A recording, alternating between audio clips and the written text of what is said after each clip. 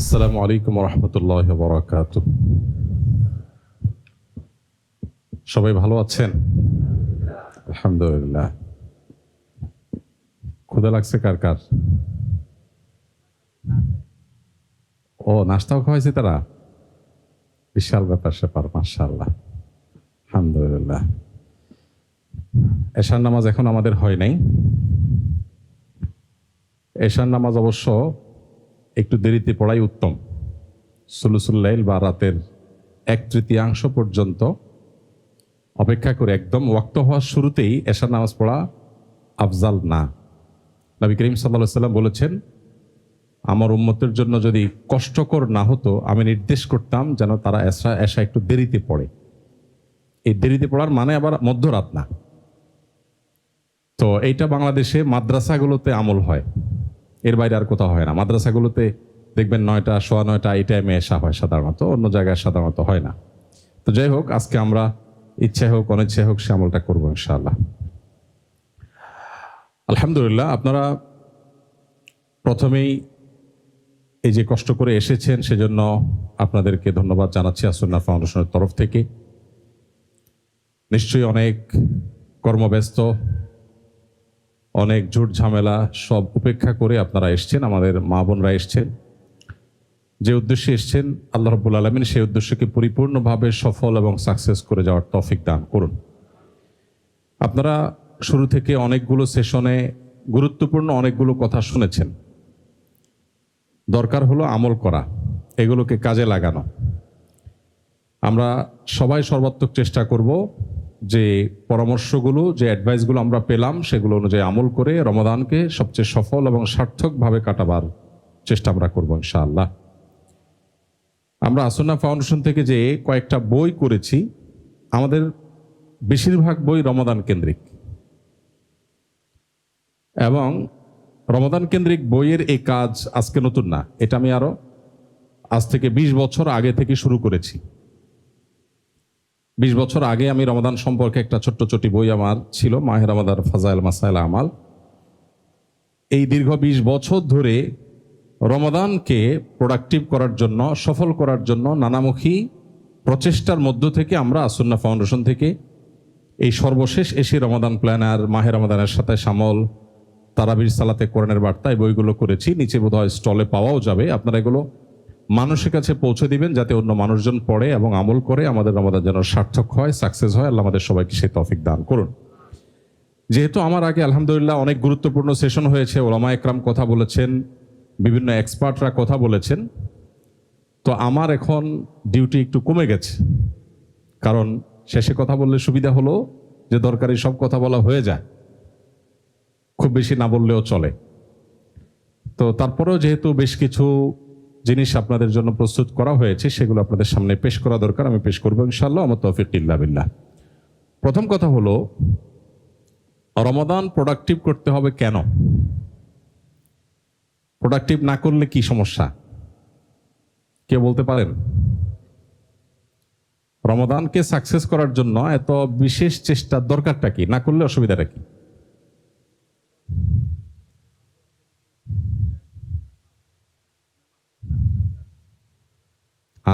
চমৎকার চমৎকার। ভাই বলেছেন যে নবী করিম সাল্লাল্লাহু আলাইহি ওয়াসাল্লামের সেই হাদিস আমাদের সবার জানা। জিবরিল আমিন এসে বলেছিলেন, বাউদা মান আদরাকা রমাদান ওয়া লাম ইগফার লাহ, যে রমজান পেল অথচ ক্ষমা পেল না, সে দূর হোক, ধ্বংস হোক। ব্যাপারটা খুব সিরিয়াস। জিবরিল নিজে থেকে কিছু বলেন না, আল্লাহর কাছ থেকে আনেন। প্রস্তাব দিয়েছেন জিবরিল, আর সম্মতি জ্ঞাপন করেছেন নবী করিম সাল্লাল্লাহু আলাইহি ওয়াসাল্লাম। কতটা সিরিয়াস! অতএব রমাদানকে যদি প্রোডাক্টিভ করা না যায়, রমাদানকে যদি সফল করা না যায়, সার্থক করা না যায়, তাহলে এটা অত্যন্ত ভয়াবহ বার্তার মুখোমুখি আমাদেরকে করে দিবে। যার কারণে বিষয়টা ফজিলতপূর্ণ বিষয়, পাইলাম না পাইলে না, এরকম না। বিষয়টা ডু অর ডাই এর মতো। আমি রমাদানে যদি কিছু করতে না পারি, তাহলে আল্লাহর পক্ষ থেকে, আল্লাহর হাবিবের পক্ষ থেকে আমার জন্য কড়া সতর্কবার্তা আছে যে এত বড় সুযোগ পাওয়ার পরও হাতছাড়া করলে সে শুধু হতভাগাই নয়, তার জন্য দুর্ভাগ্য, তার জন্য সতর্কবার্তা এটা অবধারিত হয়ে যায়। তো এই জন্য প্রোডাক্টিভ রমাদান এটা আমাদের এমন এক লক্ষ্য যেটা আমাদেরকে অ্যাচিভ করতেই হবে, যেটা আমাদেরকে হাসিল করতেই হবে। আমরা চেষ্টা করব, নিয়ত করব, স্টেপ নিব। তৌফিক দাতা কে? আল্লাহ সুবহানাহু ওয়া তাআলা। আল্লাহ আমাদেরকে তৌফিক দান করুন। আমরা ছোট ছোট করে কয়েকটা বিষয় জানি নি। প্রথম কথা হলো রমাদান কি ও কেন? রমাদান কি? রমাদান মাসটা, এটার তাৎপর্যের জায়গাটা কি, পরিচয়টা কি, এবং রমাদানটা আল্লাহ তাআলা কেন দিয়েছেন? আপনারা একটা হাদিস শুনেছেন যে লাইলাতুল কদর আল্লাহ তাআলা এই উম্মতকে দিয়েছেন। এই উম্মতের যে বৈশিষ্ট্যগুলো আছে এর মধ্যে একটা হল লাইলাতুল কদর এই উম্মতকে আল্লাহ দিয়েছেন। পূর্ববর্তী উম্মতদেরকে লাইলাতুল কদর দেওয়া হয়নি।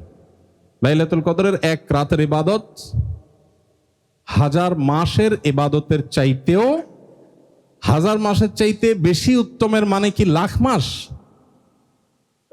সেটা বলা হয়নি। তার জ্ঞান কার? আল্লাহর আছে। তো 1000 মাসের চাইতেও উত্তম যে লাইলাতুল কদরের ইবাদত, সেটা এই উম্মতকে দেয়া হয়েছে। এই প্রসঙ্গে একটা হাদিস আপনারা নিশ্চয়ই শুনে থাকবেন, বেশ প্রসিদ্ধ এবং বহুল প্রচারিত হাদিস। সেটা হলো নবী করিম সাল্লাল্লাহু আলাইহি ওয়াসাল্লাম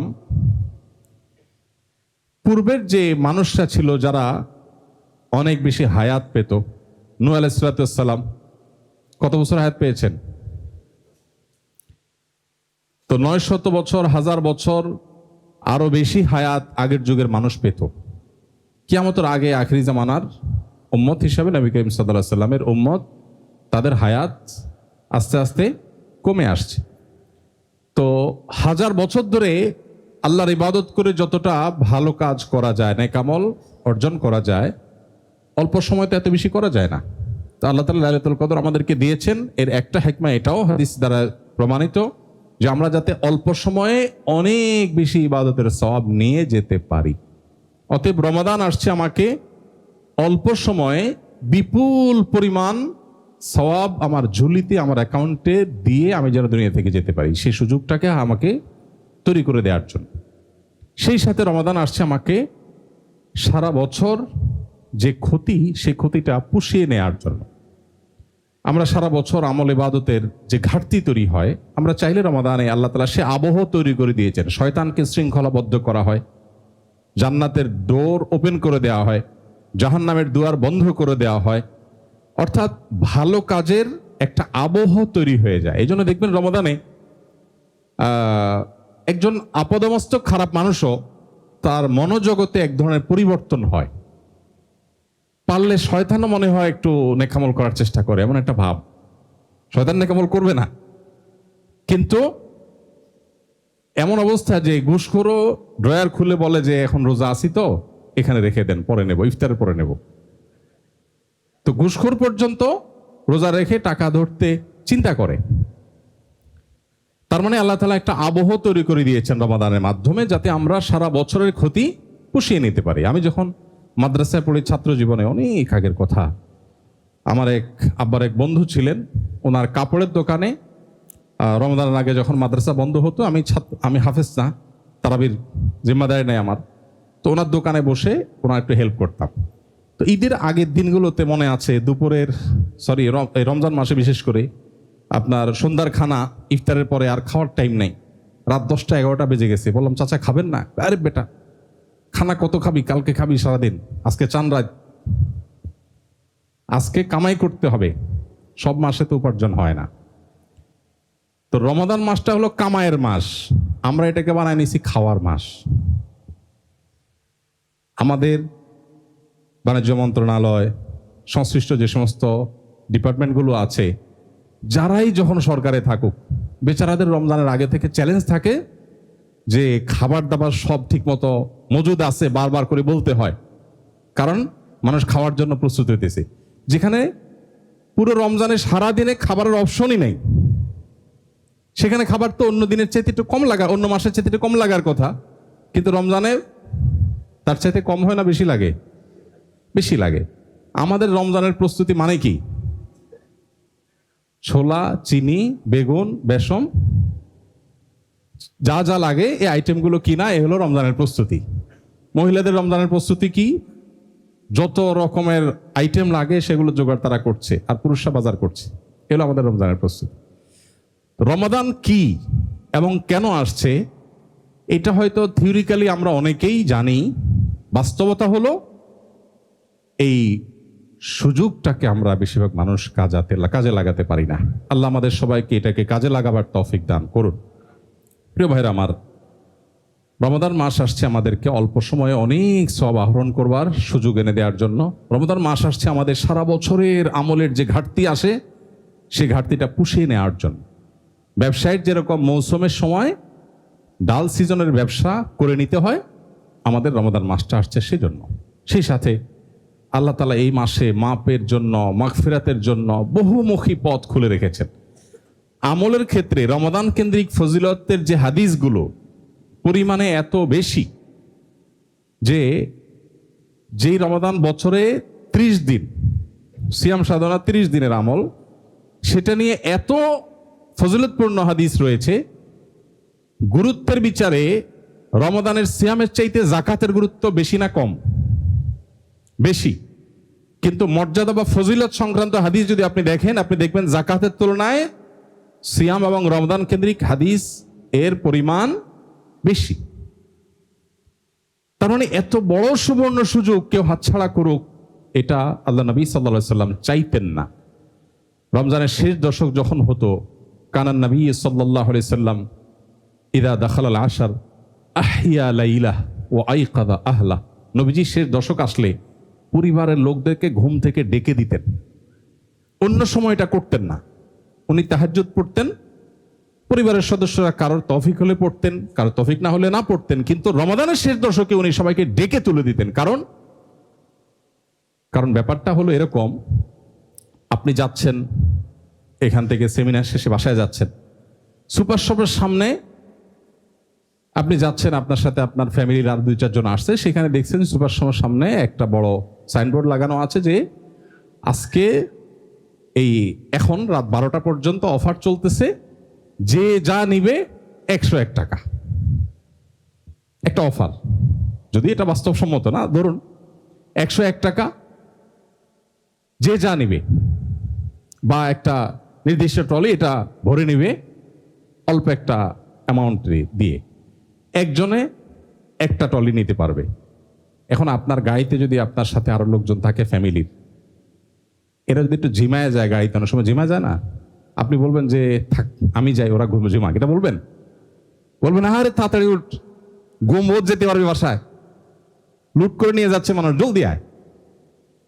আফসোস করবেন, ইস ছেলেটা নিয়ে আসলাম না বাসা থেকে, তাহলে ওরাও নিয়ে যেতে পারতাম, তাই না? নবী করিম সাল্লাল্লাহু আলাইহি ওয়াসাল্লাম শেষ দশক আসলে পরিবারের লোকদেরকে ঘুম থেকে ডেকে দিতেন। আরে আল্লাহর মাগফিরাত বন্টন হচ্ছে, এটা নিজের এই ট্রলি ভরে ফেরার সময়, এটা ঘুমানোর সময় না। কিন্তু আমরা রমাদান কি এবং কেন সেটা বেশিরভাগ মানুষ বুঝি না। আল্লাহ আমাদেরকে বোঝার তৌফিক দান করুন। শাব্দিক অর্থের বিচারে রমাদান এই শব্দটা আরবি রমাদন থেকে, যার অর্থ জ্বালিয়ে দেওয়া, ভস্ম করে ফেলা, পুড়িয়ে দেওয়া। এখন রমাদান মাসের যে মর্যাদা, মাহাত্ম্য, এর সাথে জ্বালানো পোড়ানোর কি সম্পর্ক? জ্বালানো পোড়ানো এটা তো বাহ্যিকভাবে ভালো কোনো জিনিস আমরা বুঝি না জ্বালানো পোড়ানো বলতে। তো অনেক মুহাক্কিক, অনেক গবেষক ওলামা ইকরাম বলেছেন যে মূলত এই মাসে বান্দার আমলগুলোকে আল্লাহ তাআলা এত দ্রুত মাফ করে দেন যে এই মাসটা গুনাহ জ্বালানোর মাস, পাপাচার ভস্ম করার মাস। এত সুবর্ণ সুযোগ এই মাসটাতে আসে, এই জন্য এই মাসের নামই হলো রমাদান। রমাদানের প্রধান আমল হলো সিয়াম, যেটাকে আমরা রোজা বলি। রোজার উদ্দেশ্য কি, লক্ষ্য কি? সবাই কি একমত? আমরা রোজা কেন রাখি? কেউ বলছেন আল্লাহ সন্তুষ্টির জন্য, কেউ বলছেন তাকওয়া অর্জন করার জন্য। কোনটা সঠিক উত্তর হবে? দুইটা তো সঠিক না। তাকওয়া ব্যাপার কি? এখন আওয়াজ একটু বেড়ে গেছে এটার পক্ষে। আপনার আল্লাহর সন্তুষ্টি চান না, তাহলে আবার তাকওয়া দিয়ে কি করবেন? আমরা রোজা রাখি কি আল্লাহর সন্তুষ্টির জন্য না তাকওয়া অর্জনের জন্য? এতে আপনাদের বল পাল্টে গেল তো দেখি। বাংলাদেশের মানুষ এমন যে মাহফিলে আমরা কথা বললে সব ঠিক, যাই বলে হুজুর বললে কিছু বললেও সব ঠিক, খুব অনুগত মানুষ মাশাআল্লাহ। আচ্ছা যাক, সিয়ামের লক্ষ্য কি, রোজার লক্ষ্য কি? আল্লাহ তাআলা কোরআনে বলেছেন, আমরা সবাই আয়াত শুনেছি, ইয়া আইয়ুহাল্লাযীনা আমানু কুতিবা আলাইকুমুস সিয়ামু কামা কুতিবা আলাল্লাযীনা মিন ক্বাবলিকুম লাআল্লাকুম তাত্তাকুন। হে ঈমানদাররা, তোমাদের উপরে সিয়াম ফরজ করা হয়েছে, তোমাদের পূর্ববর্তীদের উপর যেমন ফরজ করা হয়েছে, যেন তোমরা আশা করা যায় তোমরা মুত্তাকি হবে এর মাধ্যমে। এখন তাহলে প্রশ্ন হলো, আল্লাহর সন্তুষ্টি কি উদ্দেশ্য না? উত্তর হলো,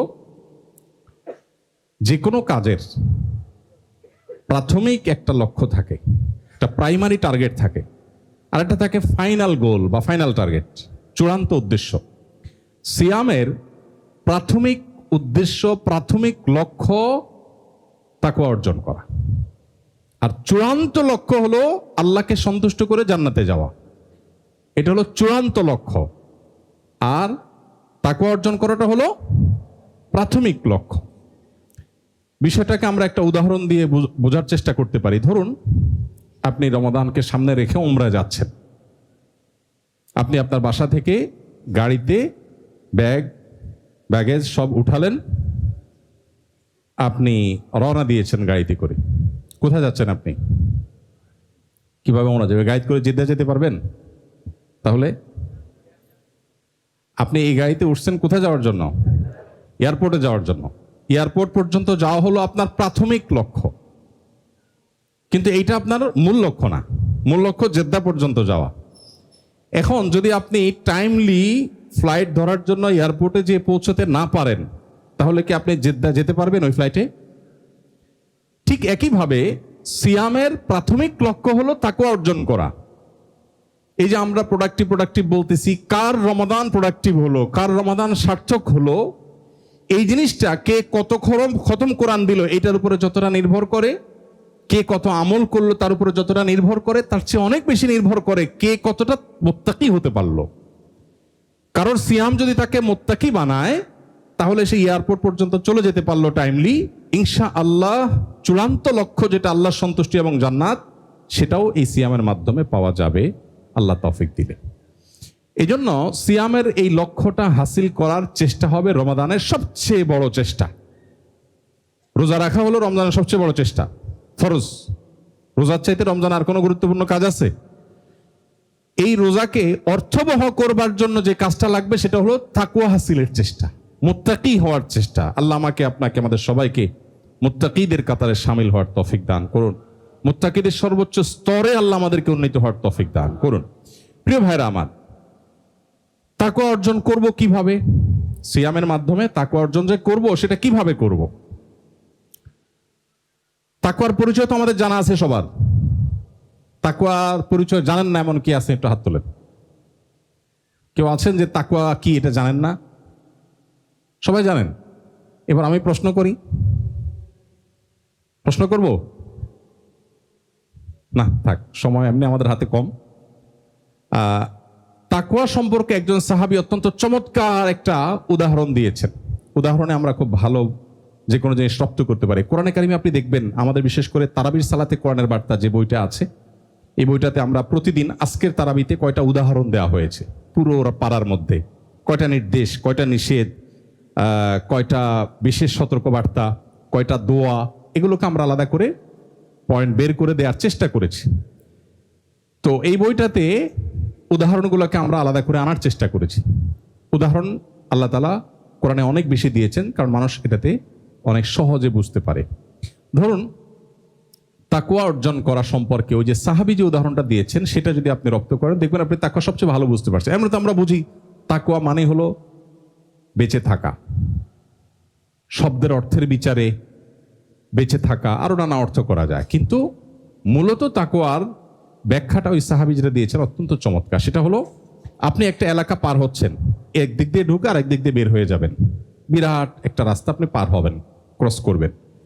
এই রাস্তা অতিক্রম করতে গিয়ে প্রচুর পরিমাণ কাঁটার মুখোমুখি হন, কারণ পুরো জায়গাটাতে প্রচুর পরিমাণ এমন গাছ আছে যে গাছটা কাঁটা বিশিষ্ট। ফলে এই পুরো জায়গাটা কণ্টকাকীর্ণ, কাঁটা দিয়ে ভরা। এই জায়গাতে যাওয়ার সময় আমাদের প্রত্যেকটা মানুষের সতর্কতা সর্বোচ্চ পর্যায়ে থাকবে। আমরা চেষ্টা করব যাতে কাঁটা বিদ্ধ না হয়, চমকে হাঁটতে হবে।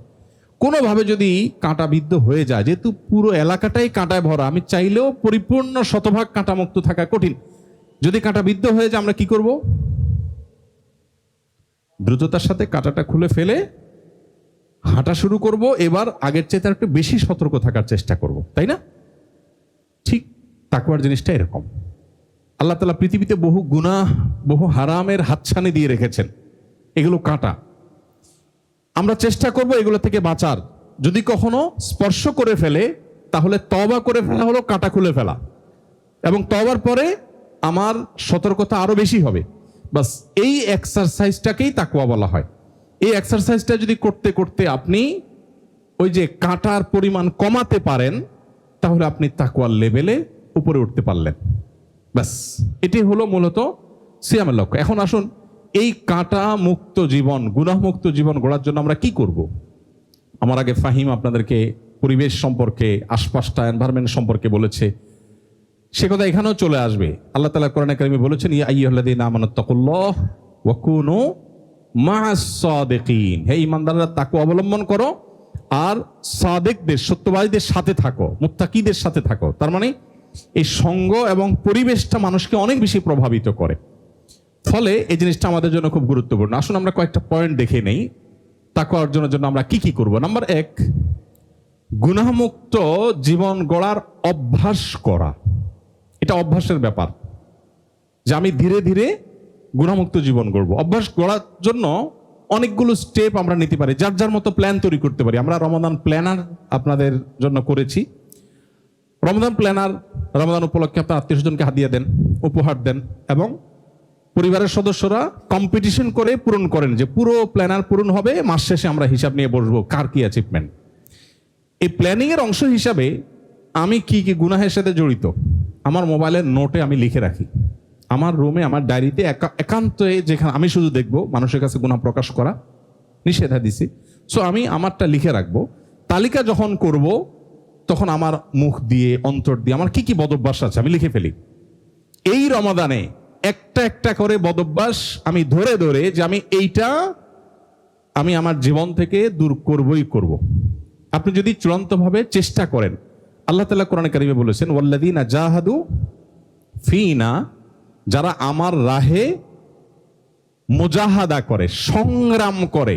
সাধারণ চেষ্টাকে মুজাহাদা বলে না। যারা আমার রাহে আসার জন্য সংগ্রাম চালায়, আল্লাহ বলেছেন, লানাহদিয়ান্নাহুম সুবুলানা, আমি অবশ্যই তাদেরকে দেখাবো আমার দিকে আসার বহু পথ। সে আসতে চাইবে, আল্লাহ একটা পথ দেখাবেন না, সুবুলানা, সাবিলের বহু বচন, বহু পথ আল্লাহ দেখাবেন। এই জন্য আপনি আগে সিদ্ধান্ত নেবেন যে আমি গুনাহমুক্ত জীবন গড়ব, এবং তার জন্য চেষ্টা করবেন। ওই যে আপনি নোট করলেন যে আমার এই এই বদ অভ্যাস আছে, নোট করার পর আপনি টার্গেট নিলেন যে আমি এই গুনাহ থেকে বাঁচার জন্য কি কি স্টেপ নিতে হবে। এই স্টেপগুলো আপনাকে অবলম্বন করতে হবে। এভাবে করে করে আস্তে আস্তে মানুষ গুনাহ থেকে বাঁচার চেষ্টাটা করতে হয়, শুরুটা করতে হয়। এরপর আসুন দ্বিতীয়ত, পরিবেশ নিশ্চিত করা। আপনার গুনাহ মুক্ত থাকার জন্য অনুকূল পরিবেশটা গুরুত্বপূর্ণ। আপনি চাইলেও গুনাহ থেকে বাঁচতে পারবেন না যদি পরিবেশ আপনার জন্য প্রতিকূল হয়। এই জন্যই খুঁজে খুঁজে, খুঁটে খুঁটে অনুকূল পরিবেশটা নিশ্চিত করবার চেষ্টা আমাদেরকে করতে হবে, যে আমি কিভাবে গুনাহ থেকে বেঁচে থাকার পরিবেশটা তৈরি করতে পারি। আপনার বাসা হবে মুত্তাকি, পরহেজগার, আল্লাহ ভীরু এই মানুষগুলোর আশেপাশে।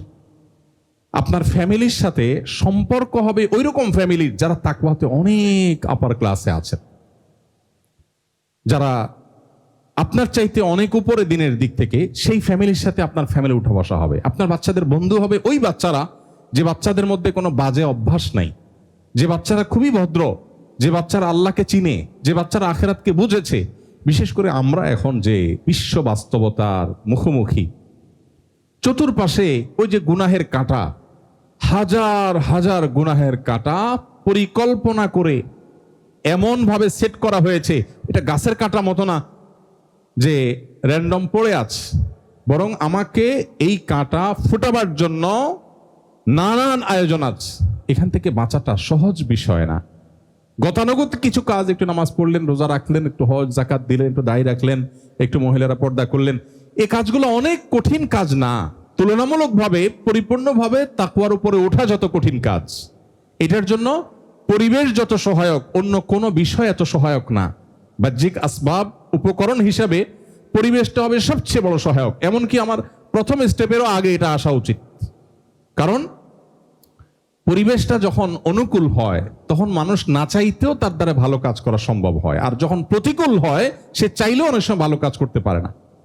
আর এই জন্য আপনার বাসা, আপনার পরিবেশ, আপনার প্রতিবেশ, আপনার কর্মস্থল, আপনার সন্তানের শিক্ষা প্রতিষ্ঠান, আপনার বন্ধু বান্ধব মহল, আপনার সারাউন্ড, এগুলো হয়তো হবে এমন যে এরা সবাই আমার চাইতে উপরে তাকওয়ার দিক থেকে, আমি সেই সার্কেলটা মেনটেন করব। এটা করলে ইনশাল্লাহ অনেক বেশি সহজ হবে।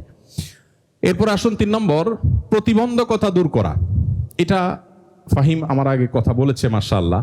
এই প্রতিবন্ধকতার অধীনে আমি মোবাইল নিয়ে কথা বলতাম, সেও আজ ফাহিম করে শেষ করে ফেলেছে, আমার কাজ শেষ হয়ে গেছে। আমি শুধু এটুকু বলবো যে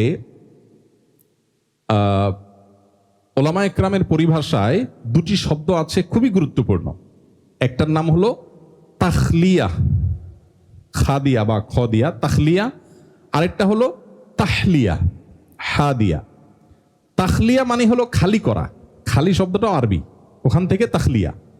আর তাহলিয়া মানে হলো সজ্জিতকরণ।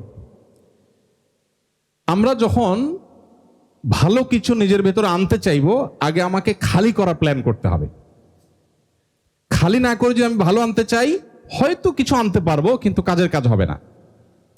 ব্যাপারটা হলো এরকম যে আমরা মাদ্রাসায় ছেলেরা যখন পড়ে, আপনার পানি পাক করার যে মাসআলা, এই প্রসঙ্গে একটা প্রসিদ্ধ পরিচিত অধ্যায় আছে, মাদ্রাসার ছাত্ররা সবাই জানে যে একটা কুয়াতে বা সীমাবদ্ধ জায়গাতে যদি কোনো প্রাণী পড়ে মারা যায় তাহলে কি করতে হবে, পানি কিভাবে পাক করবে। কাপড় চোপড় তো আমরা ধুয়ে পাক করি। এখন একটা কুয়াতে একটা মশা মারা গেল, নাপাক হয়ে যাবে কি না? একটা ইঁদুর মারা গেল, নাপাক হবে কি না? হইলে সেটা পাক করার বুদ্ধি কি? তো এটার জন্য প্রসেস আছে যে অমুক প্রাণী আকার অনুযায়ী, অমুক প্রাণী মারা গেলে এত বালতি পানি তুলে ফেললে পাক হয়ে যাবে, অমুকটা হলে এর চেয়ে বেশি বালতি লাগবে, এরকম হার আছে। এখন ধরুন আপনার একটা কুয়া আছে, এই কুয়াতে একটা ইঁদুর পড়েছে, বা যাই হোক বিড়াল পড়েছে, কুকুর পড়েছে, মারা গেছে। এখন এই পানি পাক করার জন্য আপনাকে এত বালতি পানি তুলতে হবে। আপনি পানি তুলছেন, কিন্তু মরা ওই ইঁদুরটা ভেতরেই ছিল, কি বলেন, পাক হয়ে যাবে? পাক হবে না। বরং আগে তাখলিয়া করতে হবে, আগে ওইটা ফেলতে হবে, এরপরে আপনি কুয়া থেকে পানি তুলবেন, আস্তে আস্তে পাক হয়ে যাবে পানি। ঠিক একইভাবে প্রতিবন্ধকতা দূর করা ছাড়া আপনি রমাদানে অনেক কিছু করে ফেলবেন, হয় না। দেখেন, প্রতি বছর এখানে যারা আছেন, আমরা যদি এখন সবার ইনফরমেশন নেই, আমার মনে হয় সবার অলমোস্ট কাছাকাছি তথ্য আমরা দেব। সেটা হলো, প্রতি বছরই রমাদান আসলে আমরা খুব নিয়ত করি, মাশাআল্লাহ এবার রমাদান ইনশাআল্লাহ কিছু একটা করব।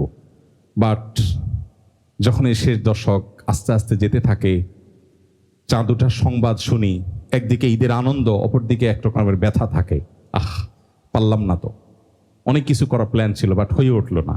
এই আফসোস করতে করতে আমরা রমাদানকে বিদায় দিতে হয়, ঠিক না? কেন হয়? কারণ সঠিক পরিকল্পনা নাই।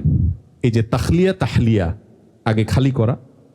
আমি অনেক আমার ঘনিষ্ঠ বন্ধু যাদেরকে আমি তাকওয়ার কারণে পছন্দ করি, বিশেষ করে দেশের বাইরের কিছু ভাই বোন আমার আছেন। সৌদি আরবে যখন ছিলাম, মিডল ইস্টে কিছু দিনদার মানুষজনের সাথে আমি উঠা বসা করার চেষ্টা করতাম। তাদের অনেককে দেখতাম যে রমাদান উপলক্ষে তাদের part of preparation mobile net থেকে ডিসকানেক্ট করে ফেলা। হোয়াটসঅ্যাপ, এটাতে সারাক্ষণ তার যোগাযোগ রাখতে হয়। সব জায়গায় সে জানায় দেয়, রমজানের 5-7 দিন আগে SMS করে দিই যে আমি 1 মাসের জন্য হোয়াটসঅ্যাপের বাইরে চলে যাচ্ছি, আমাকে পাওয়া যাবে না, সিমে SMS করতে পারেন বা কল করতে পারেন, আমি শুধু সিমে থাকবো, হোয়াটসঅ্যাপে থাকবো না। আবার অনেককে দেখেছি যে পুরো মোবাইল থেকেই গায়েব, মোবাইল হয়তো কারোর কাছে দিয়ে দিয়েছে যে কেউ ফোন করলে ধরবা, বলবা যে আমি এই কয়দিন মোবাইল ব্যবহার করছি না, খুব আর্জেন্ট কিছু থাকলে আমাকে জানাবা। এটা হলো প্রিপারেশনের একটা অংশ। মানে কিভাবে আমরা প্রতিবন্ধকতা দূর করব, কেন হয় না। আমরা গত বছর রমাদানে খতম করতে চাইছি, বাট খতমটা হয় নাই। গত বছর রমাদানে অনেক আমল করব, বাট হয় নাই। কেন হয় নাই? কারণগুলো তো আমি জানি, আমি খাতা কলম নিয়ে ফেলি, নোট করে ফেলি কি কি কারণ ছিল। এরপর একটা একটা করে এগুলোর বিরুদ্ধে আমি যুদ্ধ ঘোষণা করি। অনেকে বলে, হুজুর মোবাইল তো ছাড়তে পারি না। মোবাইল ছাড়া কোনো ব্যাপার? যারা যারা রমজান উপলক্ষে মোবাইল ছাড়তে চান এবং পারেন না, তারা সবাই মোবাইলটা এখানে রেখে যাবেন যাওয়ার সময়। এগুলো আমরা বিক্রি করে ফাউন্ডেশনে ঢুকাই দিব ইনশাআল্লাহ। আপনার কাজটা সহজ করে দিলাম, আপনি তো পারতেছেন না। আপনি শুধু এখানে রাখবেন, বাস আপনার দায়িত্ব শেষ, বাকি কাজ আমরা করব। বেশিরভাগ মানুষই এই সহজ কাজটাকে অনেক কঠিন বানায় ফেলছে। শয়তান তার কাছে এটাকে অনেক কঠিন করে ফেলছে। যাই হোক, তো এই প্রতিবন্ধকতা দূর করার জন্য আমাদেরকে নানামুখী উদ্যোগ নেওয়া দরকার। মোবাইল থেকে নিয়ে, সোশ্যাল মিডিয়া থেকে নিয়ে, খারাপ বাজে বন্ধু থেকে নিয়ে, যা যা হতে পারে সেগুলো নিজের জীবন থেকে সরাবার প্ল্যান করা। এরপর আসুন দোয়া করা। সর্বশেষ হলো আল্লাহ তাআলার কাছে চোখের পানি ফেলে দোয়া করা। পরিবেশের ক্ষেত্রে, অনুকূল পরিবেশের ক্ষেত্রে বাসায় একটা পরিবেশ তৈরি করা দরকার। আপনাদের অনেকের আল্লাহ তাআলা তৌফিক দিয়েছেন, বড় বড় ফ্ল্যাট আপনারা করেন। আমার ইচ্ছা আছে, যদি আল্লাহ আমার তৌফিক দান করেন, আমার থাকার বাসার একটা জায়গা ছোট্ট করে নামাজের জায়গা থাকবে। এখন নাই, কিন্তু আমার নিয়ত আছে, যদি আল্লাহ তৌফিক দেয়, একটা জায়গা থাকবে। আমরা যেরকম ওয়াশরুম রাখি, আমরা যেরকম ডাইনিং রুম রাখি, ড্রয়িং রুম রাখি, শোবার ঘর থাকে, আমাদের নামাজের কোনো জায়গা নাই বাসায়। আছে? কেন নামাজের জায়গা নাই? কারণ আল্লাহর জমিন, সবই নামাজ পড়া যায়। কিন্তু নামাজের যখন একটা নির্দিষ্ট জায়গা থাকবে, হোক ছোট্ট একটা জায়গা, হোক 3 জন মানুষ দাঁড়াতে পারে। আমি হংকং গেছি, আমার এক ভাই, ওনার বাসায় আমি গেলাম। তো সেখানে হংকং আপনারা জানেন, জমির দাম সারা ওয়ার্ল্ডের সবচেয়ে বেশি যে দেশগুলো, তার মধ্যে হংকং অন্যতম। ছোট্ট একটা দেশ, জায়গা নাই। মানে এই মাথা থেকে ওই মাথায় 1 ঘন্টা চলে যাওয়া যায়, পুরো দেশ ক্রস করতে 1 ঘন্টা সময় লাগে। এত ছোট্ট দেশ, কিন্তু প্রচুর মানুষ। এই জন্য প্রচুর হাইরাইজ বিল্ডিং, তারা 50-100 তলার নিচে বিল্ডিং খুঁজেই পাওয়া যায় না। এর মধ্যে ছোট ছোট ফ্ল্যাটে থাকতে হয়, কারণ অনেক এক্সপেন্সিভ। আমি ভদ্রলোকের বাসায় গেলাম, উনি বললেন যে এখানে বিশাল বড় অ্যাপার্টমেন্ট, শত শত ফ্ল্যাট একটা ভবনে। এর মধ্যে আমার বাসাটা সবচেয়ে বড় সাইজের। কত? বললো যে 1100 স্কোয়ার ফিট। তাই বললাম, বাহ, এটা ঢাকা আমাদের জন্য কোনো ব্যাপার? যে 1100 স্কোয়ার ফিট, 50 কোটি টাকা দাম, 1100 স্কোয়ার ফিটে বাসা। তো উনি আমার বাসায় আমাকে নিয়ে গেলেন, নিয়ে বললেন যে ভাই, এই জায়গাটা আমি নামাজের জন্য ফিক্স করেছি, এটা শুধু নামাজের জন্য, এখানে অন্য কিছু আমরা করি না, আমরা ফ্যামিলির সবাই এখানে এসে নামাজ পড়ি। এটা হলো পরিবেশ তৈরি করা। একটা বাসায় যখন এই ধরনের পরিবেশ তৈরি হয়, এই পরিবেশ তৈরির জন্য অনেক কাজ আছে, শুধু এই নামাজের জায়গা না, আর অনেক ইস্যু আছে। ধরুন আপনার পরিবারের সদস্যদেরকে আপনি একসাথে বসে কোরআন তেলাওয়াত করেন, একটা টাইম সবাই মিলে ফিক্স করলেন রমাদানের আগে, যে আমাদের সবার সাথে মিলবে এরকম একটা টাইম কোনটা হয়, যেটা আমরা সবাই কোরআন, সবার হাতে কোরআন থাকবে, আমরা সবাই তেলাওয়াত করব। খাবারটা একসাথে খাবো। আমি আমার বাসায় আলহামদুলিল্লাহ দীর্ঘদিন থেকে, আমরা বহুদিন থেকে প্র্যাকটিস করি, বহু বছর থেকে আমরা প্র্যাকটিস করি এক প্লেটে খানা খাওয়া। এটা কিন্তু সুন্নাহ এবং হারিয়ে যাওয়া সুন্নাহ। এটা আমাদের পরিবারে নাই। এখন তো আমাদেরকে পশ্চিমারা শিখাইছে আলাদা গ্লাস, আলাদা বাটি, আমাদের অনেক বেশি হেলথ কনসার্ন হতে হবে, অনেক বেশি আমাদেরকে স্বাস্থ্য সচেতন হতে হবে। এসব করতে করতে এমন অবস্থা হয়েছে যে এখন স্বামীরও আলাদা গ্লাস, ওয়াইফেরও আলাদা গ্লাস। নবী করিম সাল্লাল্লাহু আলাইহি ওয়াসাল্লাম যে গ্লাস থেকে পানি খেতেন, মা আয়েশা রাদিয়াল্লাহু তাআলা আনহা যে দিক দিয়ে পানি খেতেন, গ্লাসের ঠিক ওই দিক দিয়ে মুখ রেখে নবী সাল্লাল্লাহু আলাইহি ওয়াসাল্লাম পানি খেতেন। এটা হলো আসল ভালোবাসা। এখন শুধু SMS দেন, আই লাভ ইউ টু, দুনিয়ার নাটক অভিনয় সব করেন, তলে তলে গ্লাসে পানি খাইলে আপনার কাছে ঘৃণা লাগে। আর নবী করিম সাল্লাল্লাহু আলাইহি ওয়াসাল্লাম তার যে ভালোবাসা ছিল, সেটা ছিল সবচেয়ে রিয়েল। যাই হোক, তো পরিবারের লোকদেরকে একসাথে এক টাইমে ম্যাক্সিমাম ফ্যামিলিতে এখন খাওয়া দাওয়া হয় না। ছেলে এক টাইমে খায়, বাপে এক টাইমে খায়। আমাদের বাসায় আমরা চেষ্টা করি আলহামদুলিল্লাহ, দিনের বেলায় এক একজন এক এক জায়গায় থাকেও, ঠিক আছে, হয় না। আর রাতের বেলা সবাই একসাথে, সকালে নাস্তা সবাই একসাথে। সকাল নাস্তা সম্ভব না হয়, রাতেরটা মাস্ট, সবাই এক টাইমে এক প্লেটে খাবে। কারণ একটা প্লেটে যখন 4-5 জন বসে, তখন কি হয়, মাথাগুলো আধা ফিটের দূরত্ব থাকে না, কয়েক ইঞ্চির দূরত্ব থাকে, আর বডি একদম ঘেসে ঘেসে যায়, হাত একের সাথে আর কোনো টাচ হয়। এটার একটা প্রভাব আছে আপনার মধ্যে, সৌহার্দ্য, সম্প্রীতি, ভালোবাসা আনার ক্ষেত্রে। এখন নাই কেন সম্প্রীতি? এর অনেক কারণের মধ্যে এটাও একটা। তো এই জন্য পুরো পরিবেশটাকে যদি আপনি অনুকূল করতে পারেন যে আমরা তেলাওয়াত করব তাহাজ্জুদ ভোর রাতে, সবাই আমরা তাহাজ্জুদ পড়ব, সবাই আমরা কান্নাকাটি করব, দোয়া করব, পরিবেশটা যে কত গুরুত্বপূর্ণ। আমি আমার শৈশবের কথা মনে আছে, আমি যখন মাদ্রাসায় পড়ি, মাদ্রাসার ছুটি হলে আব্বার কাছে বেড়াতে যেতাম। তো আব্বার সাতক্ষীরাতে মাছের ঘেরের ব্যবসা ছিল, চিংড়ি মাছের। তো বিরাট বড় ঘেরের একটা জায়গায় অফিস এবং স্টাফরা থাকে, ওই জায়গায় এমনকি বাসা বাড়িতে যখন থাকতাম তখনও মনে আছে, ভোর রাতে উঠে আব্বার যে তাহাজ্জুদের পরে যে কান্না, এই কান্না শুনে কোনো পাষাণও ঘুমায় থাকতে পারবে না। কাউকে ঘুম থেকে ডাকলে তো কারো ভালো লাগে না, কিন্তু তাহাজ্জুদের পর যে আল্লাহর কাছে কান্না, যে আল্লাহর কাছে কান্নার মধ্যে বাবা নাম ধরে একটা একটা সন্তানের কথা নাম ধরে ধরে বলছেন, আল্লাহ আমার অমুক ছেলেকে আপনি মুত্তাকিদের ইমাম বানান, আল্লাহ আমার অমুক মেয়েকে আপনি আমার চক্ষু শীতলকারের সন্তান বানান, আল্লাহ তাকে আপনি হাফেজ বানান, আলেম বানান, দায়ী বানান। এটা যখন আপনি বলবেন, আপনার আওয়াজে, আপনার দোয়ার আওয়াজ যখন আপনার বাচ্চার কানে যাবে, এই বাচ্চা বুঝবে যে আমার বাবা আমাকে, আমার মা আমাকে কতটা ফিল করলে এই ভোর রাতে আরামের ঘুম বাদ দিয়া উঠে আমার জন্য দোয়া করছে। সে এখান থেকে যে ইন্সপিরেশন পাবে, এটা 2-4-10টা সেমিনার দিয়ে হবে না। তো এই জন্য বাসা বাড়িতে এরকম আমরা একটা পরিবেশ, শুধু বাসা বাড়ি না, আপনি যেখানে থাকেন, অফিসে যান, সব জায়গায় এই পরিবেশটা নিশ্চিত করা দরকার। যাই হোক, এই 4টা স্টেপ আমরা অবলম্বন করব তাকে অর্জন করার জন্য। দোয়া সবসময় আল্লাহর কাছে চোখের পানি ফেলে দোয়া করা জরুরি, যে আল্লাহ আমি যেন নেক কাজ করতে পারি। আল্লাহ আমাদের সবাইকে সফলভাবে রমাদানকে কাটাবার তৌফিক দান করুন। রমাদানের 2টি ভার্সনের কথা বলবো আমরা। রমাদানের 2টি ভার্সন না বলে আমরা বলতে পারি সিয়ামের 2টি ভার্সন। এই ধারণাটা সাইয়েদ আবুল হাসান আলী আন-নাদবী, আপনার নাম শুনেছেন, ভারতবর্ষের একজন বড় মনীষী ছিলেন।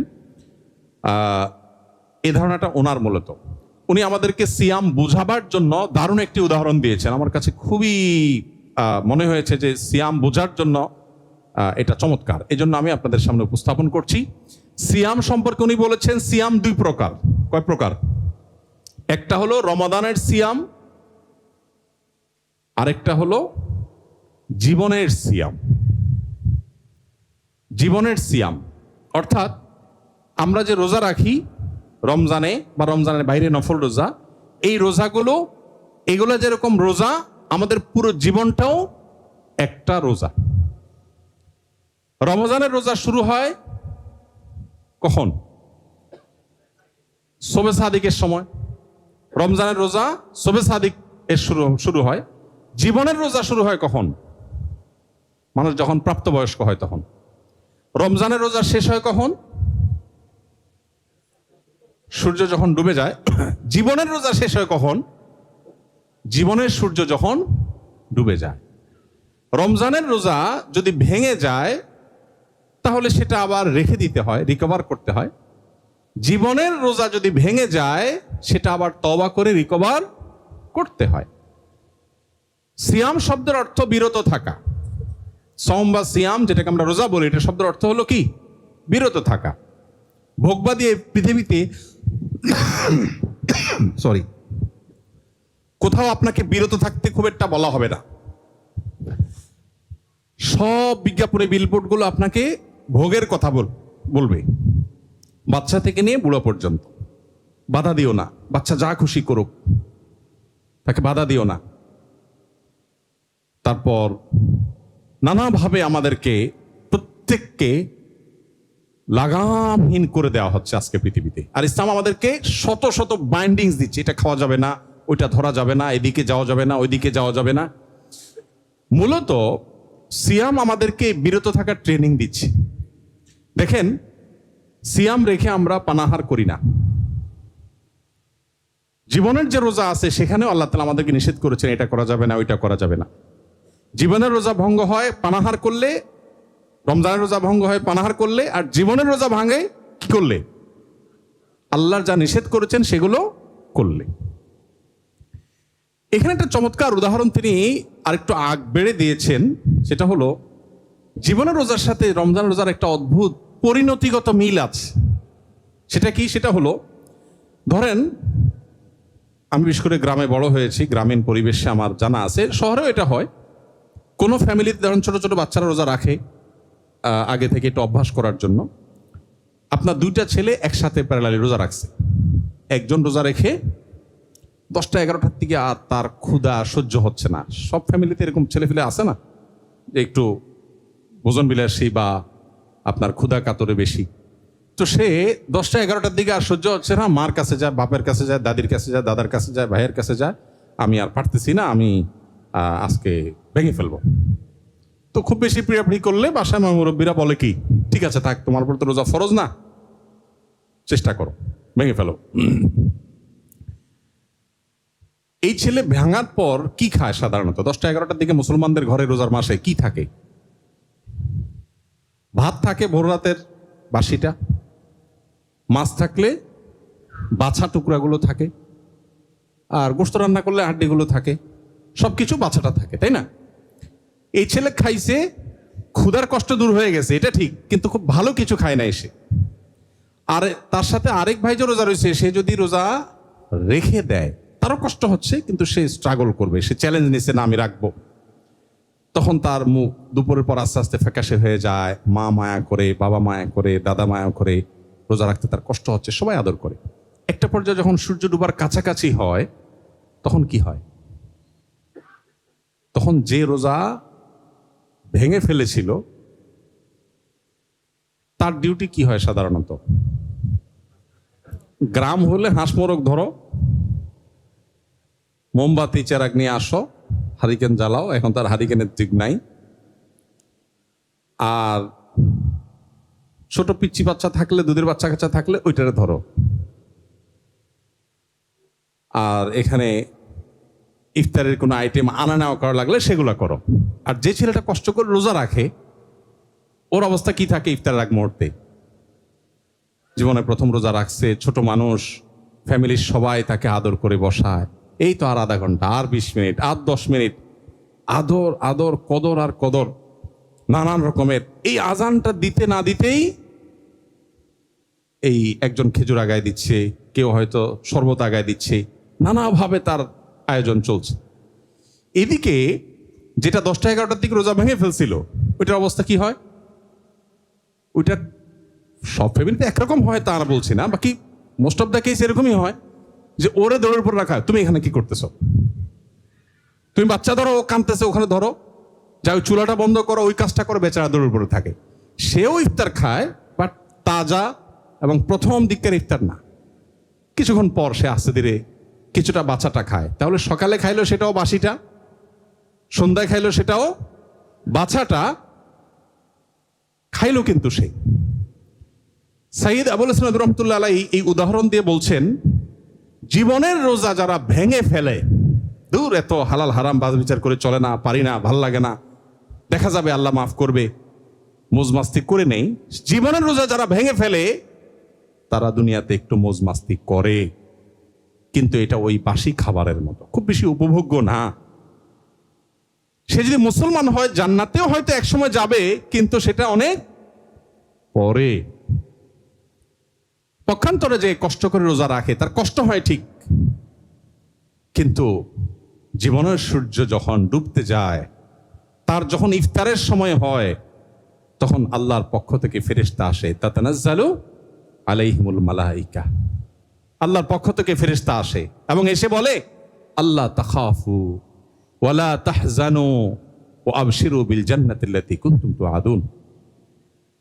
জান্নাতি মানুষের মৃত্যুর আগ মুহূর্তে সে টের পায় সে কোথায় যেতে যাচ্ছে, তার গন্তব্য কোথায় হচ্ছে, তাকে ফেরেশতারা ওয়েলকাম করতে থাকে, আদর যত্ন শুরু হয়ে যায়।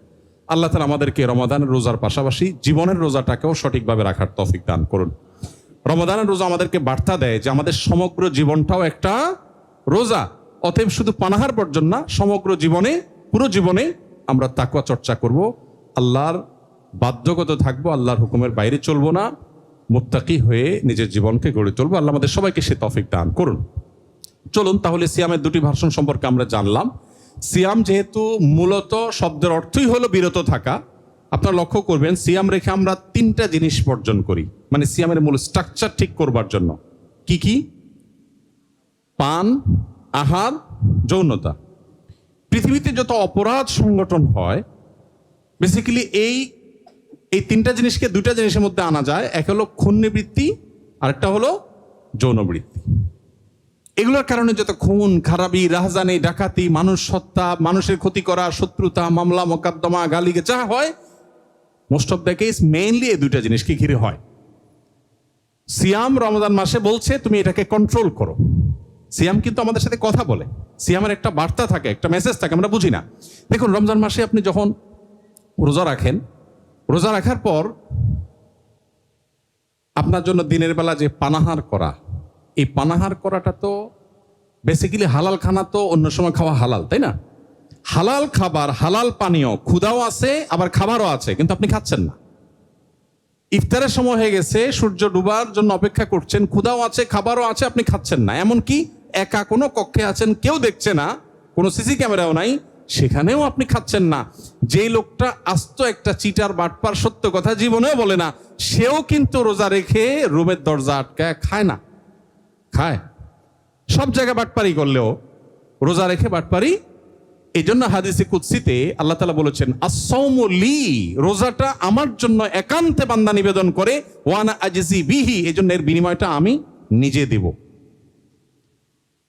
এখন সিয়ামের মধ্যে এক ধরনের নিষ্ঠা আছে, যেটা অন্য অনেক ইবাদতে এনশিওর করা খুব কঠিন। সিয়ামে নিষ্ঠা নিশ্চিত করা এটা খুবই সহজ, এটা জটিল কিছু না। শুধু সিয়াম থেকে বার্তাটা নেওয়া যে আমার সামগ্রিক জীবনেও তো আল্লাহ আমাকে দেখছেন, তাহলে আল্লাহ নিষিদ্ধ কাজ আমি কিভাবে করি, এই বার্তাটা যদি আমরা নিতে পারি এবং জীবন পরিবর্তন করার সংকল্পটা করতে পারি, ইনশাআল্লাহ আমাদের সিয়াম এবং রমাদান সার্থক। আল্লাহ আমাদেরকে তৌফিক দান করুন। চলুন, সময় একেবারে শেষের দিকে। রমাদান জীবন গঠন করবার জন্য এবং সার্থক করবার জন্য ছোট ছোট কয়েকটা পরামর্শ। নাম্বার 1, গুনাহ মাফের সুবর্ণ সুযোগ হিসাবে আমি যেটা বলেছি, নোট করে ফেলা এবং ডিসিশন নেওয়া, গুনাহের পথ বন্ধ করে দেওয়া। আমি ফেসবুকে প্রচুর ভিডিও দেখি, রিল দেখি, ইউটিউবে প্রচুর শর্টস দেখি, আমি ওয়াজ শুনতে গিয়ে আওয়াজে চলে যাই, আমার ঠিকঠাক থাকে না। ওকে ফাইন, আমি নেট কানেকশন বন্ধ করে ফেলবো, খুব অসুবিধা হবে? কিছু অসুবিধা হবে, আমি বড় কিছু পাওয়ার জন্য কিছু অসুবিধা তো আমাকে মানতেই হবে। এই শক্ত সিদ্ধান্তটা নিতে পারলে আপনার জীবনে ব্যাপক পরিবর্তন আনা সম্ভব। তাহলে গুনাহ মাফের যে সুযোগ, এক হলো গুনাহ মুক্ত থাকা, আর হলো গুনাহ মাফ করানো। মাফ করানোর সুযোগ এজন্য যে বিশেষ করে শেষ দশকে নবী সাল্লাল্লাহু আলাইহি ওয়াসাল্লাম বলেছেন, ওয়ালিল্লাহি ওয়াতাকাউ মিনান নার ওয়া যালিকা ফি কুল্লি লাইলা। শেষ দশকের প্রত্যেক রাতে আল্লাহ তাআলা বহু মানুষকে জাহান্নাম থেকে মুক্তির ঘোষণা দেন, ডিসিশন নেন। এখন আমি জানি যে আমার ডিসিশন কি হলো না হলো, আদৌ আমি সেটার মধ্যে পেলাম কিনা, এর জন্য দরকার কি জানেন? আল্লাহ তাআলা চান বান্দার একটা বিনম্র অন্তর, চোখের পানি, দিলের দরদ ব্যথা। কত হতভাগা আছি আমরা, পুরো রমাদান চলে যায়, একটি বারের জন্য 5টা মিনিট আল্লাহর কাছে চোখের পানি ফেলে দোয়া করার সুযোগ আমাদের হয় না। আমি বলি এজন্য আমাদের রমজান 4 জিনিসের নাম, বাঙালি বা আমাদের সাবকন্টিনেন্ট, এমনকি ওয়ার্ল্ড ওয়াইড মুসলমানদের এখন অবস্থা দাঁড়িয়েছে এই যে রমজান মানে 4 জিনিস: রোজা রাখা, তারাবি পড়া, ইফতার করা, সাহরি করা। এই 4 জিনিসে রমজান সীমাবদ্ধ। আমরা যে মাহে রমজানের সাথে শামল বইটা লিখেছি, এই বইটা আপনারা একদম ছোটি বই, 1 নিমিষে পড়ে ফেলতে পারবে। এই সাথে শামল কিন্তু রমাদানের, এই সাথে শামলের মধ্যে কিন্তু 5 ওয়াক্ত নামাজ বলি না আমরা, কারণ এটা রমজানের না, এটা সারা বছরের। আপনি দেখেন, আপনি 4টা কাজকে রমাদান বানিয়ে ফেলেছেন, এর বাইরে যে আরো অনেক কাজ আছে আমরা অনেকে জানিও না। তো এই জন্য গুনাহ মাফের সুযোগ হিসাবে রমাদানের যখন সামগ্রিক সব আমলগুলোকে আমি আনবো এবং গুনাহ মাফের জন্য সর্বোচ্চ চেষ্টা করব, ইনশাআল্লাহ বিইذনিল্লাহ রমাদান আমার জীবনে বড় ধরনের ছাপ রেখে তারপর যাবে। তৃতীয়ত, যেটা একটু আগেও শুনলেন আপনারা ফাহিমের বক্তব্য থেকেও, যে বিবাদ বচসা থেকে বেঁচে থাকার নির্দেশনা আলাদা করে আছে রমজানকে কেন্দ্র করে। এখন রমজানকে কেন্দ্র করে আপনি দেখবেন যে শয়তান আরো বিভিন্ন ঝগড়ার আইটেম বাড়ায়, উপলক্ষ তৈরি করে। আপনাকে ডিসিশন নিতে হবে যে আপনি রমজানে যত ইস্যু আসুক নিজেকে সর্বোচ্চ শক্ত রাখবেন। বাসা বাড়িতে, বিশেষ করে কর্মস্থলে, যে সমস্ত জায়গাগুলোতে আমাদের বচসা হয়, এই বচসা বিতর্কগুলো এগুলো ছাড়ার একটা প্রশিক্ষণ। আপনি রমজান পুরো মাস যদি ট্রাই করেন, রমজানের পরে দেখবেন কারোর সাথে ঝগড়া করার আগে দেখবেন হঠাৎ একটু বাধা আসছে, কারণ আপনি তো রমজান ধরে স্ট্রাগল করছেন, অভ্যাস করছেন। আচ্ছা, এর পাশাপাশি কোরআনের সাথে সময় কাটানো। কোরআনের সাথে আমাদের হাতে একেবারে সময় নাই, কোরআনের সাথে সময় কাটানোর জন্য অনেকগুলো প্ল্যান আছে। এর মধ্যে একটা পরিকল্পনা হলো যে আপনি কোরআনটা বিশুদ্ধ করে তেলাওয়াতের জন্য কোন একটা স্টেপ নেবেন। আসুন্নাহ ফাউন্ডেশন থেকে আমরা এই বছর রমাদান উপলক্ষে একটা ভিডিও তৈরি করেছি গত 1 বছর ধরে। উস্তাদ হুসেন আল মাদানী একজন, যিনি মদিনা ইউনিভার্সিটি থেকে অনার্স করেছেন এবং মসজিদে নববীর টিচার ছিলেন কোরআনের, ওনাকে দিয়ে ভিডিওটা তৈরি করা হয়েছে। এবং এই ভিডিওগুলো রমাদান উপলক্ষে পয়লা রমজান থেকে 25 বা 27 রমজান পর্যন্ত, 25 বা 27টা ভিডিও, 27 রমজান পর্যন্ত 10 থেকে 15 মিনিট সময় যাবে। এখন যার তেলাওয়াত সহি না, সে যদি পরিপূর্ণভাবে এটা ফলো করে, ইনশাআল্লাহ আশা করা যায় যে তার অনেকটা হেল্পফুল হবে। যদিও এটার জন্য ফিজিক্যালি শেখা অনেক বেশি গুরুত্বপূর্ণ এই অনলাইনে শেখার চাইতে। অনলাইনে কিছুটা হেল্প করবে আপনাকে অন্তত অ্যাটলিস্ট। তো আরো কোনো অপশন আপনার কাছে থাকতে পারে, সেটা আপনাকে করা। দ্বিতীয়ত হলো অর্থ বুঝে পড়া। আমি কোরআন সম্পর্কে আগে বলেছি, ফ্যামিলিতে কোরআন টাইম ঘোষণা দেওয়া। বেশিরভাগ ফ্যামিলিতে এখন যদি কোরআন তেলাওয়াত হয়, একটা রোগ হয়ে গেছে, সেটা হলো যে সবাই আস্তে আস্তে তেলাওয়াত করে। আমরা শৈশবে মনে আছে গ্রামে মা চাচিদের গুনগুন করে কোরআন তেলাওয়াত শুনতাম আমরা। এখন শোনা যায়? এখন সবাই উনি জাস্ট দেখে মনে মনে পড়ছেন। কোরআনের আওয়াজ এটা শয়তানের জন্য যে কত ভয়ঙ্কর আঘাত, এটা আমরা যদি বুঝতাম তাহলে চিৎকার করে কোরআন তেলাওয়াত করতাম। যদিও চিৎকার করে কোরআন তেলাওয়াত করতে বলা হয় না, বিশেষ করে অন্য কারো ডিস্টার্ব করে কোরআন তেলাওয়াত করতে বলা হয় না। বাসার সবাই মিলে একটু আওয়াজ দিয়ে কোরআন তেলাওয়াত করেন, শয়তান সেখানে প্রবেশ করে না। সূরা বাকারা একটু আওয়াজ দিয়ে তেলাওয়াত করেন, ইনস্ট্যান্ট দেখবেন আল্লাহর কুদরত, যে শয়তান এবং শয়তানি এই বাচ্চাদের যে অ্যাবনর্মাল দুষ্টামি, এগুলোর জন্য আমি তো বহুবার দেখেছি সূরা বাকারা চালু করে দেওয়ার পরে বা তেলাওয়াত শুরু করে দেওয়ার পরে আওয়াজ করে মনে হয় আগুনে পানি দিয়ে দিয়েছে। তো বাসা বাড়িতে একে তো একটা সময় কোরআন তেলাওয়াত করা, দ্বিতীয়ত হলো কোরআন একটু উচ্চস্বরে সরবে যাতে শোনা যায় সেভাবে তেলাওয়াত করা, তৃতীয়ত বিশেষ করে তারাবিকে কেন্দ্র করে আমরা যে বইটা লিখেছি মাহে রমাদানের, তারাবির সালাতে কোরআনের বার্তা, আপনি বাসায় আজকের যে পারা তেলাওয়াত হবে সেটা সামারিটা আমরা একটু, সব মিলে 10 মিনিট সময় লাগবে না, 3-4টা পৃষ্ঠা মাত্র, আমরা একটু পর্যালোচনা করে নিই। আজকে তুমি করবা, কালকে আমি করব, কালকে মেয়েটা করবে, ছেলেটা করবে, গ্রুপ স্টাডি করা, একটা পরিবেশ তৈরি হয়। আমি চেষ্টা করি আমার বাসায়, আলহামদুলিল্লাহ। এটা যদি আমরা করি ইনশাআল্লাহ বিদিনিল্লাহ রমাদানকে অনেক বেশি সফল আমরা কাটাতে পারবো। ভোর রাতে দোয়া, এইটা যে কি এক সুযোগ ভাই, আমরা কে না জানি 24 ঘন্টার ভিতরে দোয়া কবুলের সবচেয়ে মোক্ষম সময় কোনটা? ভোর রাতে দোয়া। আমি বড় একটা ব্যবসা প্রতিষ্ঠান বাংলাদেশের, একেবারে 1-2-3-এর মধ্যে হবে এরকম একটা ব্যবসা প্রতিষ্ঠানে আমার মনে আছে, আমি একবার কোন একটা কাজে গেছি, পরে এক ভদ্রলোক আমাকে দেখে দৌড়ে আসছে, আয়সা আমাকে জড়ায় খুব জোর করে তার রুমে নিল। একটু মনে হচ্ছে উনি বেশি আবেগপ্রবণ হয়ে পড়েছেন। তো আমার একটু কৌতূহল জাগলো যে মানুষ ভক্তি করে, মহব্বত করে, একটা লেভেল থাকে, বাট লোকটা একটু বেশিই করছে মনে হয়। বললাম ভাই কি? তো উনি আমাকে বললো, ভাই জানেন আপনার একটা আলোচনা থেকে আমার জীবন এমন পরিবর্তন হয়েছে, আমি মৃত মানুষ নতুন করে জীবন পেয়েছি। তখন আমি একটু ব্যাখ্যা করেন। তো ভদ্রলোক আমাকে বললেন, ভাই আমি এমন একটা রোগে আক্রান্ত হয়েছি যে দেশ তো বটে, দেশের বাইরে যত ডাক্তার আছেন, যত ট্রিটমেন্ট আছে সবগুলো অ্যাপ্লাই করেছি, বাট আমার সর্বশেষ ডাক্তারদের কথা অনুযায়ী জীবনের আশা ছেড়ে দিয়ে গ্রামে চলে গেছি চাকরি ছেড়ে দিয়ে, যে আর বাঁচবো না, শেষ কয়দিন গ্রামে যে আল্লাহ বিল্লাহ করে জীবন কাটাই ফেলি। এর মধ্যে হঠাৎ করে আপনার একটা ভিডিও আসলো, ভোর রাতের দোয়া, গুলি মিস হইলো, মিস হয় না, অসম্ভব সম্ভব হয়। তো আমি শুরু করলাম তাহাজ্জুদ পড়া, আর কিছু পারি না পারি ভোর রাতে উঠে খুব কান্নাকাটি করি আল্লাহর কাছে। উনি বলেন যে আমি কয়েকদিন আমল করার পর আমার ভিতর পরিবর্তন দেখলাম, এরপরে চেক করে দেখলাম কোনো রোগটুক নাই আমার শরীরে। এখন আমি ওনার কলিগদেরকে, আমার সামনে যারা অফিস সহকারী, তাদেরকে ডাকলেন, 1-2জনকে ডেকে বলেন, এই বলো তোমরা আমার কি আগের চাইতে আমি এখন বেশি সুস্থ কিনা? বলছে হ্যাঁ, আপনি অবশ্যই সুস্থ, আপনি আগে অনেক রিয়্যাক্ট করতেন, রাগ করতেন, আপনি এখন খুবই স্বাভাবিক একজন মানুষ। ভোর রাতের দোয়া, গুলি মিস হইলেও গুলি মিস হয় না, হতে পারে, এই দোয়া মিস হওয়ার সম্ভাবনা খুবই কম। কিন্তু সারা বছর আমরা এটা, আমি ঘুমায় থাকি, সকালে অফিস আদালত থাকে, তাহাজ্জুদ পড়া হয় না। রমজানে তো আপনি সারি খেতে ওঠেনি, কেন শুধু সারি খেয়ে আপনি ফজর নামাজ চলে যাবেন? আপনি 5টা মিনিট রাখেন, সাহারির আগে আপনি দোয়া করবেন। দেখেন বেশিরভাগ মানুষ হয় কি, রমজানে শেষ মুহূর্তে সাহারি খাওয়া সুন্নত আমরা জানি, কিন্তু শেষ মুহূর্তে সাহারি খাওয়ার মানে এই না যে মুয়াজ্জিন আর আপনার মধ্যে কম্পিটিশন চলবে। মুয়াজ্জিন মাইক নিয়ে ঘড়ির দিকে তাকাবে, 3, 2, 1, এখন সে আজান হাঁকবে, আর আপনি এদিকে খাওয়া শেষ মুহূর্তে একেবারে পানিটা বাকি আছে, ট্যাবলেটটা বাকি আছে, ব্রাশটা বাকি আছে, মানে আপনি আর মুয়াজ্জিন কম্পিটিশন করবেন। এই লেভেলের শেষ সময় সাহারি খাওয়া সুন্নত না ভাই। নবী করিম সাল্লাল্লাহু আলাইহি ওয়াসাল্লাম শেষ মুহূর্তে সাহারি খেতে উৎসাহ দিয়েছেন, কিন্তু এর মানে এই না যে এত দেরি করা। এই জন্য যথাসম্ভব অন্তত কয়েক মিনিট আগে সারি শেষ করা। আপনি 5টা মিনিট দোয়া করেন, পুরো বাসা নিরিবিলি পরিবেশে অন্ধকারে কেবলামুখী দোয়া করেন, 2 রাকাত 4 রাকাত নামাজ পড়েন। এই সুযোগটা সারা বছর হয় না, কিন্তু এই রমজানে আমি 30 দিন যদি আল্লাহ কাছে চোখের পানি ফেলে দোয়া করি, আরে মাগফিরাতের জন্য এটাই সবচেয়ে বড় সুবর্ণ সুযোগ। আরো তো অনেক চাওয়া আছে আল্লাহর কাছে। ইতিকাফ করা, ইফতারের আগে দোয়া করা। ইফতারের আগে তো আমরা হুলস্থুল করি, এটা বলার অপেক্ষা রাখে না। আমরা জাল হাদিস বানায় নিছি, রমজানে খাওয়ার কোনো হিসাব নাই। রমজানে খাওয়ার কোনো হিসাব নাই।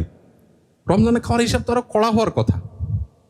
যে আল্লাহ যদি বলে বান্দা দিনের বেলা খাওয়াই বন্ধ করে দিয়েছে, আর তোমার বাজেটই বাড়াই দিয়েছো তুমি, আরো উল্টা আরো ধরা খাওয়ার সম্ভাবনা। ইফতারের আগে খাবার নিয়ে ব্যস্ত হই, ঠিক আছে ভাই, আমরা অনেক আইটেম খাই, 5-10 মিনিট আগে একদম রেস্ট্রিক্টিভ, যা হয়েছে হয়েছে, চুলায় হয়েছে বন্ধ করে দাও, 10 মিনিট সবাই আমরা দোয়া করবো চোখের পানি ফেলে।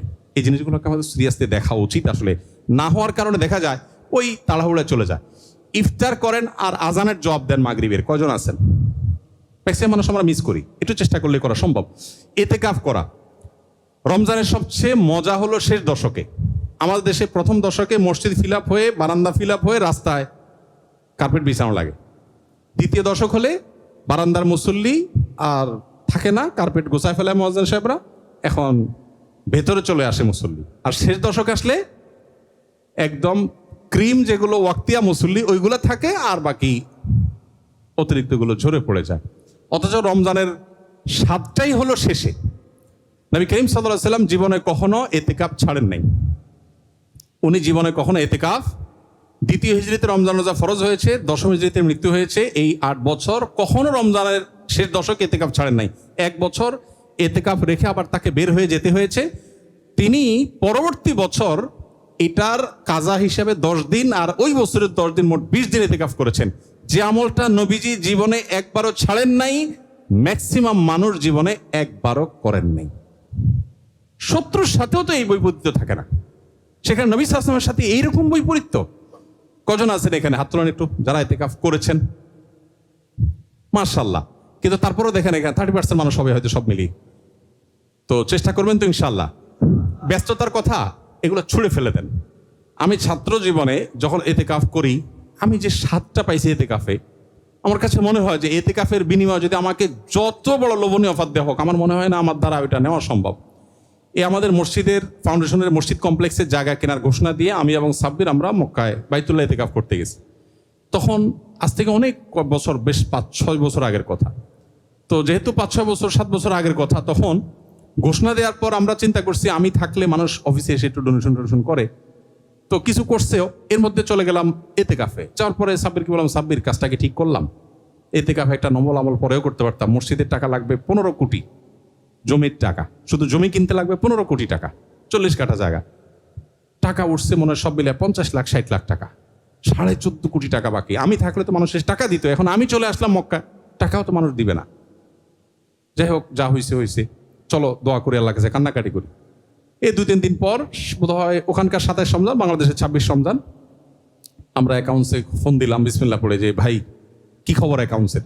তো আমরা ধরে নিছি যে হয়তো 1-2 কোটি টাকা হয়তো হয়েছে কিনা। পরে অ্যাকাউন্টস থেকে আমাদেরকে বললো যে আমাদের তো জমিতে লাগবে 15 কোটি, আমাদের অ্যাকাউন্টে জমি কেনা বাবদ 18 কোটি টাকা এসে বসে আছে। 18 কোটি টাকা এসে বসে আছে। আমি এবং সাব্বির সিজদে পড়ে গেলাম, বলে কি, এটা তো আনএক্সপেক্টেড। আপনি যদি মনে করেন যে আপনার রমজানের ইতিকাফ আপনার কাজকে ক্ষতিগ্রস্ত করবে, আপনি নিশ্চিন্ত থাকুন যে আপনার পেছনে বড় শয়তান লেগেছে, সবচেয়ে বড় মিথ্যুক শয়তান। আমার কোনো ক্ষতি হবে না। যদি ক্ষতি হয়, ইতিকাফ না করলে চেয়ে বেশি ক্ষতি হতে পারে। এটা ডিসিশনের ব্যাপার যে আমি ইতিকাফ করব, সব আগে ভাগে গোছায় নেব, কিচ্ছু হবে না। আপনি মরে গেলে কিচ্ছু থেমে থাকবে না, সব চলবে। অতএব ইতিকাফ করবো তো ইনশাআল্লাহ। 3টা আমল, আরাফাতের দোয়া, ইতিকাফের স্বাদ, আর সেজদার দোয়া। এই 3টা জিনিসকে পৃথিবীর কোনো কিছুর সাথে আপনি কম্পেয়ার করতে পারবেন না, কোনো কিছুর সাথে। আপনি একটা রমজান ইতিকাফ ভালো করে দেখেন, আপনি যে স্বাদটা পাবেন। সারা বছর নানান এঙ্গেজমেন্ট, ফোকাস থাকে না, ইতিকাফের সময় আপনি মসজিদে আবদ্ধ হয়ে গেছেন, চাইলেও বাইরে যেতে পারছেন না, অটোমেটিক আপনার দ্বারা ভালো কাজ হবে। আল্লাহ আমাদেরকে তৌফিক দান করুন। পরিবারের দিনই আবহাওয়া গড়ে তোলা সম্পর্কে আমি বলে ফেলেছি, সে সম্পর্কে আর আমি বলবো না, শুধু আত্মজিজ্ঞাসা করে শেষ করছি। সেটা হলো, জীবনে তো অনেক রমাদান গেল, কয়টা রমাদান আছে যে রমাদানটাতে আমার তৃপ্তি মতো আমি আমল করে মনে হয়েছে যে আলহামদুলিল্লাহ আমি কিছু একটা করতে পেরেছি। বেশিরভাগ রমাদান আমাদের হেলায় ফেলায় কেটে গেছে। অথচ পক্ষান্তরে আমরা সাহাবীদেরকে যদি আমি দেখি যে সাহাবীরা কয়টা রমাদান পেয়েছেন, অনেকে একটা রমাদান পেয়েছেন, অনেকে জীবনে 2 বার রমাদান পেয়েছেন, আর আমরা 40 বার 50 বার এক একজনের রমাদান পেয়েছি। এক রমাদান পুরো জীবনকে চেঞ্জ করে দিয়েছে। আসেন আমরা দোয়া করি এবং চেষ্টা করি এই রমাদান জীবনের শেষ রমাদান মনে করে এটাকে সর্বোচ্চ সিরিয়াসনেসের সাথে কাটাবার, সর্বোচ্চ সুফল ঘরে তোলার, সবচেয়ে প্রোডাক্টিভ করার, সবচেয়ে সার্থক করার চেষ্টা করব। আল্লাহ আমাদের সবাইকে তৌফিক দান করুন। অনেক বেশি সময় আপনাদের নিয়ে ফেলেছি, এশার নামাজ বাকি আছে, আপনারা বের হবেন, দূর দূরান্তে যাবেন। কথা হয়তো আরো অনেক বলার ছিল, আমরা বলবো ইনশাল্লাহ। সারা বছর আমরা কথা বলতে পারবো, কিন্তু আমার মনে হয় আমল করার জন্য খুব বেশি কথার প্রয়োজন নেই। আমাদের আজকে আপনারা দেখেছেন যে একজন ডায়েটিশিয়ান বা একজন বিষয় এক্সপার্ট আপনাদের সাথে কথা বলেছেন। আমাদের আমলের সাথে আমাদের এই যে রুটিন সম্পর্কে আপনারা আমাদের প্রোডাক্টিভিটি সম্পর্কে আমাদের ফাহিম, সে বিষয়ে এক্সপার্ট মানুষ, তার সাথে থেকে কথা শুনেছেন। আমরা সবগুলো বিষয়কে যদি আমরা আমলে আনতে পারি, ইফতারির আইটেমে যদি, ভাই নিশ্চয়ই বলেছিলাম, জানি না কি বলেছেন না বলেছেন, ইফতারের আইটেমে যদি আপনি ভাজা পোড়ার বিরুদ্ধে যুদ্ধ ঘোষণা করতে পারেন, এখন আপনার ছোলা বুট ছাড়া যদি রোজাই না হয় তো যে কঠিন।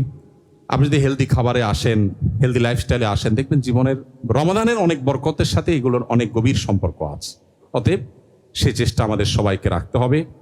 রব্বে করিম আমাদের সবাইকে রমাদানকে সবচেয়ে সফল এবং সার্থক কাটাবার তৌফিক দান করুন। আমরা রমাদানে আমাদের ইবাদতের প্রতিবন্ধকতাগুলোর বিরুদ্ধে যুদ্ধ ঘোষণা করে আসুন রমাদানকে সাজাবার জন্য এখন থেকে প্ল্যান পরিকল্পনা করি, এবং আমাদের পরিকল্পনার অংশ হিসাবে আমি বারবার বলেছি আল্লাহর কাছে চোখের পানি ফেলে দোয়া করা। আমরা সব প্ল্যান করলে হবে না, আমি প্ল্যান করার যা করব পাশাপাশি আল্লাহর কাছে মঞ্জুর করে নিই যে আল্লাহ এই রমাদানটা আমার জীবনে ছাপ ফেলে দেওয়া যেন একটা রমাদান হয়ে যায়। আল্লাহ আমাদের সবাইকে তৌফিক দান করুন।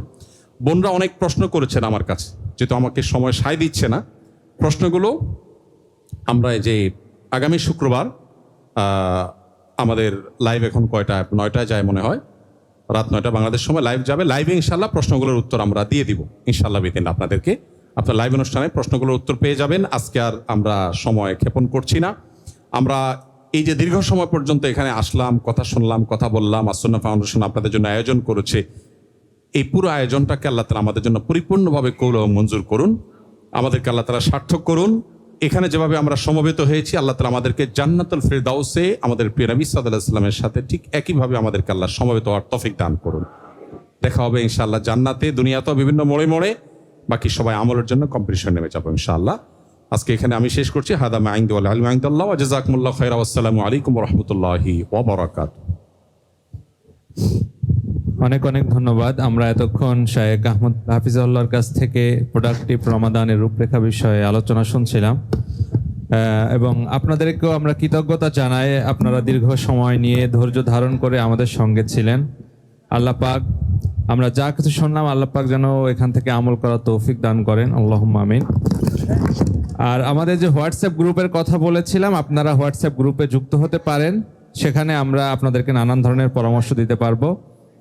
আর এখানে ঈশার নামাজ হবে, যাদের সুযোগ আছে এখানে ঈশার নামাজ পড়তে পারেন, অথবা বাইরের মসজিদেও বা বাসায়